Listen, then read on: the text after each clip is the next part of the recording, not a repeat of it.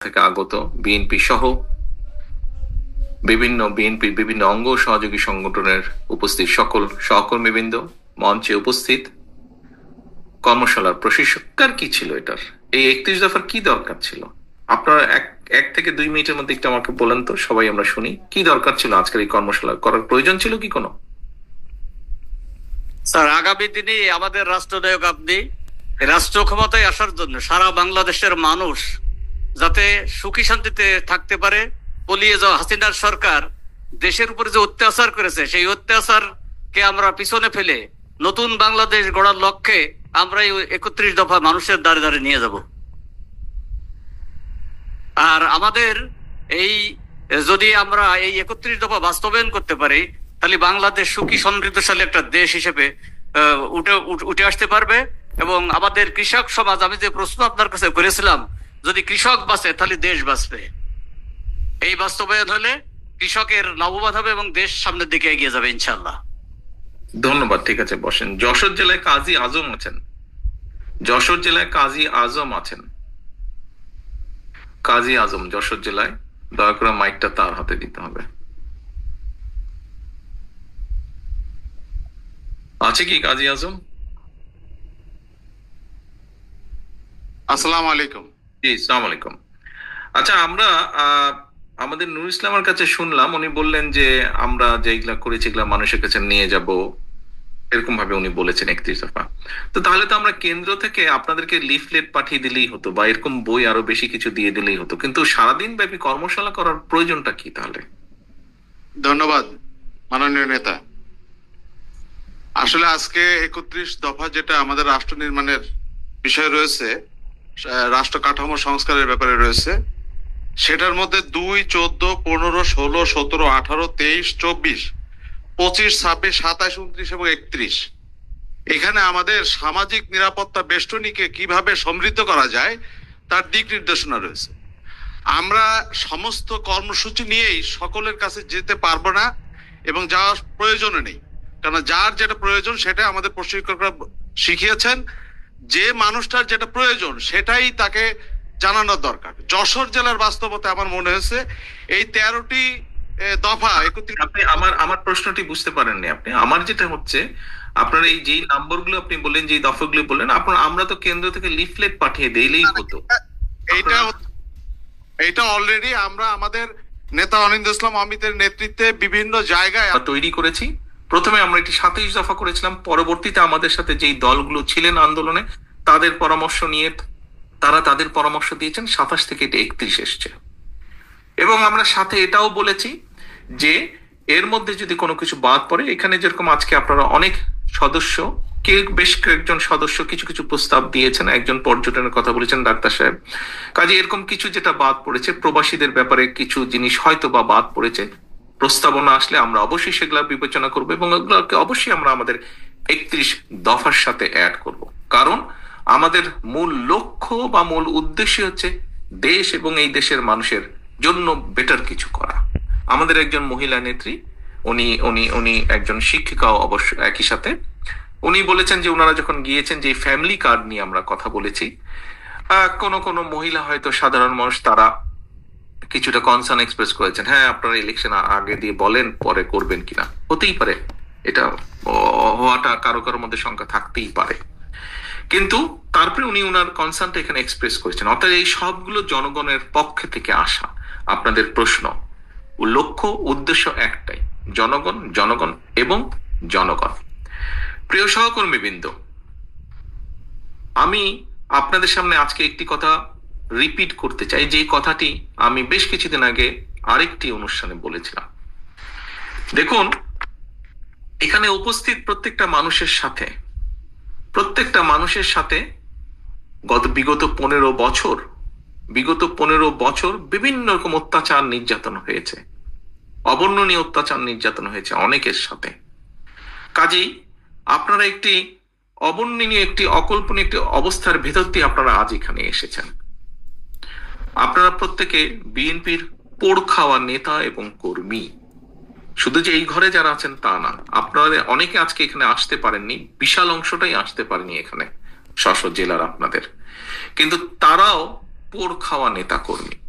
আপনারা কেন এই অত্যাচার নির্যাতন সহ্য করেছেন? কেন এই যে পুড়েছেন আপনারা, অত্যাচার নির্যাতন, জেল, জরিমানা, গায়েবী মামলা, মিথ্যে মামলা, এই যে এটার ভিতরে আপনারা পড়েছেন, কেন করেছেন আপনারা? আপনারা করেছেন এ কারণেই, যেটি আমি বিশ্বাস করি, সেটি হচ্ছে একটি বিশ্বাস, একটি আদর্শকে ধারণ করেন বলি। কি সেই বিশ্বাস? সেই বিশ্বাসটি হচ্ছে দেশের মানুষের গণতান্ত্রিক অধিকার, সর্বোপরি দেশের মানুষের অধিকারকে প্রতিষ্ঠিত করার জন্য। এটিতে আপনারা বিশ্বাস করেন। কাজেই নেতৃবৃন্দ, যেহেতু আমরা দেশের মানুষের রাজনৈতিক এবং অর্থনৈতিক অধিকার প্রতিষ্ঠার জন্য সংগ্রাম করেছি, যেহেতু আমরা দেশের মানুষের বাক স্বাধীনতা অধিকারের জন্য প্রতিষ্ঠা করার জন্য আমরা সংগ্রাম করেছি, কাজেই আজকে কিন্তু আমাদের দায়িত্ব অনেক বেশি। আপনারা নিজেরাই বললেন, আপনাদের মধ্যে থেকে একজন বলেছেন, আমি ওভারঅল কথা ধরে নিচ্ছি, এবং আপনারা যখন সকালে এসেছেন, হয়তো আপনাদের অনেকেই, আপনাদের পরিবার হোক, আত্মীয় স্বজন, বন্ধু বান্ধব, পরিচিত জন অনেকেই বলেছেন, এই সুযোগ পেলে তুমি এই কথাটি জিজ্ঞেস করবে বা এই বিষয়টি তুমি তুলে ধরবে। নিশ্চয়ই হয়েছে, অনেকের সাথে, সবার সাথে নয়, হয়েছে না ভাই? আপনাদের অনেকের সাথে বলেছে, কেউ না কেউ বলেছে যে ভাই তুমি সুযোগ পেলে এই কথাটি বলবে। তার মানে এই যে জনগণ আপনাদেরকে বলেছে, যারা বলেছে তারা তো পাবলিকেরই অংশ, জনগণের অংশ। কেন বলেছে? এ কারণেই বলেছে, জনগণ বিশ্বাস করে, জনগণের একটি বিশাল অংশ, বিপুল অংশ বিশ্বাস করে যে সামনের দিনে যদি ভালো কিছু হয়, ভালো কিছু করা সম্ভব হয়, সেটি বিএনপির নেতৃত্বেই হবে। আমরা স্বাধীনতা সংগ্রামের কথাও যদি বিবেচনা করি, সেই সময়কার যদি দেখি, আমাদের নেতা শহীদ রাষ্ট্রপতি জিয়াউর রহমান স্বাধীনতা যুদ্ধের ডাক দিয়েছেন। কেউ অসত্যকে অস্বীকার করতে পারবেন না। এবং শুধু যুদ্ধের ডাক দিয়ে উনি বসে থাকেননি, বরং মুক্তিযোদ্ধাদেরকে সংগঠিত করেছেন, অস্ত্র হাতে যুদ্ধ করেছেন। পরবর্তীতে যখন দেশের মানুষ তাকে দায়িত্ব দিয়েছে দেশ গঠনের, কোদাল হাতে উনি শ্রমিকের পাশে, কৃষকের পাশে থেকে কাজ করেছেন, খাল খনন করেছেন, দেশের খাদ্য উৎপাদন বৃদ্ধি করেছেন। প্রিয় সহকর্মীবৃন্দ, অপরপক্ষে আমরা কি দেখেছি? আমরা দেখেছি কোন রাজনৈতিক দলের কে আমরা দেখেছি ৭১ সাল যদি আমরা বিবেচনা করি, আমরা দেখেছি তারা কিভাবে এদেশের মানুষকে যুদ্ধের মুখে ঠেলে দিয়ে, যুদ্ধকে সঠিকভাবে সংগঠিত না করে বর্ডার ক্রস করে অন্য জায়গায় চলে গিয়েছে। আবার কাউকে আমরা দেখেছি সরাসরি এই দেশের মানুষের সবচাইতে বড় অর্জন, যতদিন পৃথিবী থাকবে, যতদিন বাংলাদেশ থাকবে, এই বাংলাদেশের সবচাইতে বড় অর্জন, বাংলাদেশের মানুষের সবচাইতে বড় অর্জন বাংলাদেশের স্বাধীনতা যুদ্ধ। আমরা কাউকে দেখেছি সেই স্বাধীনতা যুদ্ধের বিরোধিতা করতে। প্রিয় সহকর্মীবৃন্দ, আমরা হাদিসে দেখেছি দেশ প্রেম ঈমানের অঙ্গ। সেটি দেশের মাটিকে রক্ষা করা, দেশের মানুষের অধিকারকে রক্ষা করা, দেশের মানুষের অধিকারকে প্রতিষ্ঠিত করা, সবকিছুই এই ঈমানের মধ্যে পড়ে, দেশ প্রেমের ভিতরে পড়ে। আমরা দেখেছি বিএনপির ক্ষেত্রে, আমরা দেখেছি বিএনপির প্রতিষ্ঠাতা শহীদ রাষ্ট্রপতি রহমান যুদ্ধ করেছেন। পরবর্তীতে যখন উনি দেশের মানুষের দ্বারা উনি দায়িত্ব পেয়েছেন, দেশের মানুষের মাধ্যমে দায়িত্ব পেয়েছেন, তখন আমরা দেখেছি যে মানুষকে সংগঠিত করে কিভাবে দেশ গঠনে উনি ভূমিকা রেখেছেন। পরবর্তীতে আমরা দেখেছি দেশে যখন আবার স্বৈরাচার কাঁধে চেপে বসেছে, দেশের মানুষকে নিয়ে দেশনেত্রী খালেদা জিয়া কিভাবে উনি রাজপথে থেকে সংগ্রাম করেছেন, এবং দেশের মানুষ তার প্রতিদান দিয়েছে। 1991 সালে দেশের মানুষ ভোটের মাধ্যমে বিএনপিকে দায়িত্ব দিয়েছে দেশ পরিচালনার জন্য। কাজে আমরা যদি দেখি, প্রিয় সহকর্মীবৃন্দ, প্রতিটা মুহূর্তে, দেশের সংকটকালীন মুহূর্তে বিএনপি এসে দাঁড়িয়েছে। দেশের মানুষ বিএনপির উপরে আস্থা রেখেছে। দেশের মানুষ চেয়েছে যে ঠিক আছে, যেহেতু বিএনপির উপরে আস্থা রাখা যায়, বিএনপিকে আমরা দায়িত্ব দিই। যখনই একটি নিরপেক্ষ নির্বাচন হয়েছে, কম বেশি প্রায় সকল নিরপেক্ষ নির্বাচনে যা দেশে এবং বিদেশে স্বীকৃত লাভ করেছে একটি নিরপেক্ষ নির্বাচন হিসেবে, সেই নির্বাচনের মাধ্যমে প্রতিবার বিএনপি দেশ পরিচালনার সুযোগ পেয়েছে। দেশের মানুষ বিএনপিকে সেই সুযোগ দিয়েছে।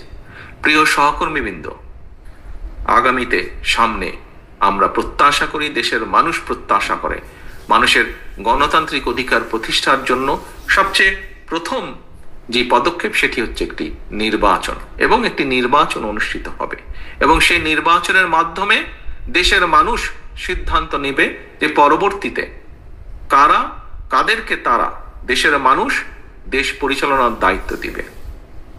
আমরা বিভিন্ন আলোচনায় দেখি, বিভিন্ন জ্ঞানী গুণী ব্যক্তির, বিভিন্ন বিশিষ্ট জনের আলোচনায় আমরা দেখি, কম বেশি প্রত্যেক মানুষ তাদের বক্তব্যে তুলে ধরেন যে আগামী দিনে বাংলাদেশ জাতীয়তাবাদী দল বিএনপির সবচাইতে বেশি সম্ভাবনা দেশ পরিচালনা করার, সবচাইতে বেশি সম্ভাবনা সরকার গঠন করার, ভোটের মাধ্যমে জয়ী হয়ে। এখন প্রিয় সহকর্মী বৃন্দ, আজকে আপনারা 31 দফা নিয়ে সারাদিন আলোচনা করেছেন। কেন আলোচনা করেছেন? খুব সংক্ষেপে বলতে হলে, এই 31 দফার মাধ্যমে আমরা দেশের পরিবর্তন ঘটাতে চাই, শুভ পরিবর্তন, পজিটিভ পরিবর্তন, যেটি মানুষ প্রত্যাশা করে। এখন এই পরিবর্তনটিতে কোনো জাদু বা ম্যাজিক না যে আমরা বলবো আর হয়ে যাবে। এই পরিবর্তনের জন্য আমাদের নিজেদেরকে প্রস্তুত হতে হবে, আমাদের মন মানসিকতার পরিবর্তন ঘটাতে হবে। প্রথমে যদি মন মানসিকতার পরিবর্তন ঘটাতে হয়, তাহলে সেভাবে আমাদের নিজেদেরকে প্রস্তুত করতে হবে।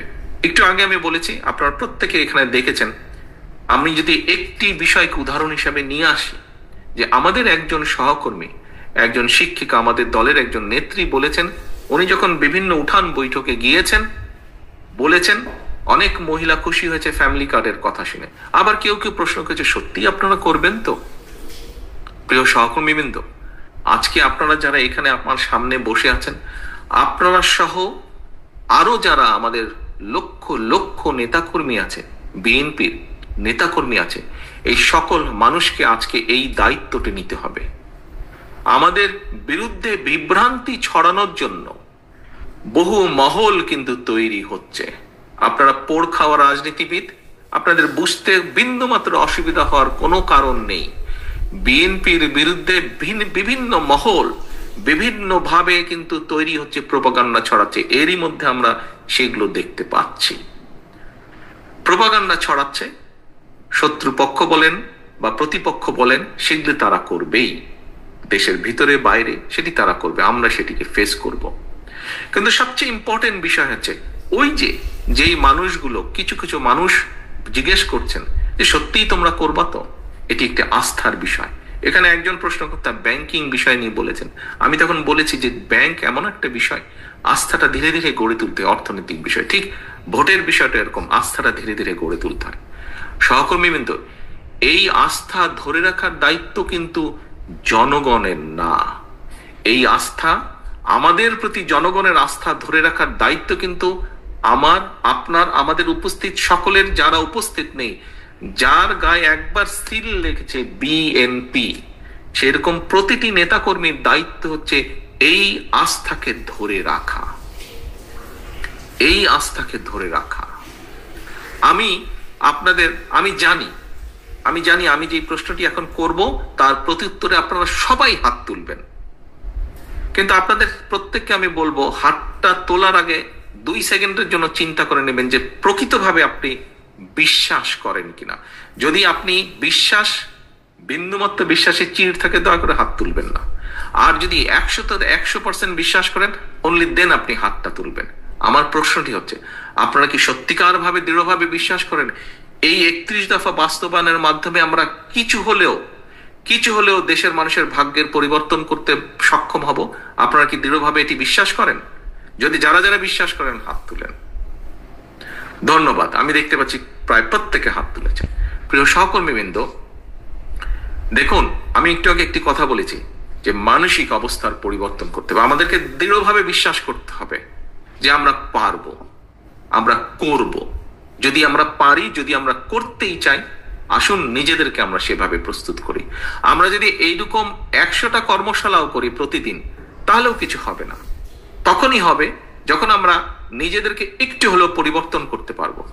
ওই যে জনগণের আস্থা ধরে রাখার জন্য আপনাদেরকে আমি বলছি, সেই আস্থা ধরে রাখার জন্য যদি আমরা উদ্যোগও নেই, এবং জনগণ যদি এটা দেখতে পায় যে হ্যাঁ, বিএনপি অন্তত উদ্যোগ নিয়েছে, বিএনপি যা বলছে, পারবে কি পারবে না সেটা হচ্ছে পরের ব্যাপার, কিন্তু অন্তত বিএনপি উদ্যোগ নিয়েছে, বিএনপি নিজেকে সেভাবে তৈরি করছে, বিএনপি নেতাকর্মীরা নিজেদেরকে তৈরি করছে সেভাবে, তাহলেও আমি বিশ্বাস করি ব্যক্তিগতভাবে জনগণ আমাদের উপরে বিশ্বাস করবে, আস্থা রাখবে। কিন্তু সেজন্য আমাদের নিজেদেরকে তৈরি হতে হবে, আমাদেরকে সেভাবে নিজেদেরকে প্রস্তুত করতে হবে। প্রিয় সহকর্মীবৃন্দ, সামনের পথ, প্রতিবার আমি প্রতিদিন একই কথা বলছি, সামনের পথ কিন্তু মোটেও মসৃণ না, সামনের পথ মোটেও মসৃণ না। একটু আগেই আমি বলেছি, বিভিন্ন মহল ষড়যন্ত্র তো করছেই। আপনারা দেখেছেন অন্তর্বর্তীকালীন সরকারের যারা বিশেষ করে সরকার প্রধান আছে ডক্টর ইউনূস, উনিও কিন্তু বলেছেন যে অর্থনৈতিক অবস্থা কি অবস্থায় রেখে গিয়েছে পলাতক স্বৈরাচার, চুরি, দুর্নীতি, লুটপাট করে সব সাফা করে দিয়ে গিয়েছে। আপনারা প্রত্যেকেই জানেন, আপনারা প্রত্যেকেই ভুক্তভোগী। কি বিষয় সেটি? বিচার ব্যবস্থা বলেন, প্রশাসন বলেন, পুলিশের প্রশাসন ব্যবস্থা বলেন, সবকিছু ভেঙে চুরে, রাষ্ট্রের প্রত্যেকটি প্রতিষ্ঠানকে ভেঙে চুরে ধ্বংস করে দিয়েছে। কাজেই যারাই দায়িত্ব পাক আগামী দিনে, সেই দলটির বা যারা দায়িত্ব পাবে তাদের অত্যন্ত কষ্ট হবে। কিন্তু এই কষ্ট আমরা তখনই হাসি মুখে, এই কষ্টকে আমরা সহজ করে নিতে পারবো আমরা যদি সকলে ঐক্যবদ্ধ থাকি। এবং আমরা বলতে আমি শুধু আজকে এখানে বিএনপির কথাই বলিনি, বিএনপির নেতাকর্মীদের কথা বলিনি। প্রথমত নিজের ঘরকে ঐক্যবদ্ধ রাখতে হবে, বিএনপির নেতাকর্মীদেরকে ঐক্যবদ্ধ থাকতে হবে, এবং জনগণের আস্থা নষ্ট হয় এরকম কোনো ব্যবস্থা যেমন করা যায়, এরকম কোনো কাজ যেমন করা যাবে না। একই সাথে আমাদেরকে ঐক্যবদ্ধ থাকতে হবে, যেই দলগুলো, রাজনৈতিক দলগুলো গণতান্ত্রিক আন্দোলনে আমরা একসাথে সংগ্রাম করেছি, অত্যাচার নির্যাতন সহ্য করেছি, জেল জরিমানা সহ্য করেছি, সেই সকল রাজনৈতিক দলকে আমাদেরকে ঐক্যবদ্ধ থাকতে হবে। কারণ আমাদের এই 31 দফা শুধু বিএনপির 31 দফা না, আমাদের এই 31 দফা সকল রাজনৈতিক গণতান্ত্রিক রাজনৈতিক দলের 31 দফা। কাজেই আমাদের সকলকে ঐক্যবদ্ধ থাকতে হবে। এইখানে সত্য বাস্তবতা, কেউ এটি অস্বীকার করছেন না। কি সেটি? এই যে সকল দলগুলো, তার মধ্যে বিএনপি সবচেয়ে বড় দল, অন্য দলগুলো মোটেও সেটা অস্বীকার করছেন না, ওনারাও বলছেন বিএনপি বড় দল। এবং বড় দল হিসাবে সবচেয়ে বড় দায়িত্ব বিএনপির, জনগণের এই আস্থা ধরে রাখা, এই 31 দফা বাস্তবায়ন করা। প্রিয় সহকর্মীবৃন্দ, আমি ব্যক্তিগতভাবে একটি একটি একটি একটি প্রতিজ্ঞা বা নীতিতে বিশ্বাস করি। আপনারা যেরকম অত্যাচারিত, নির্যাতিত হয়েছেন, আমি ব্যক্তিগতভাবে, আমার পরিবারও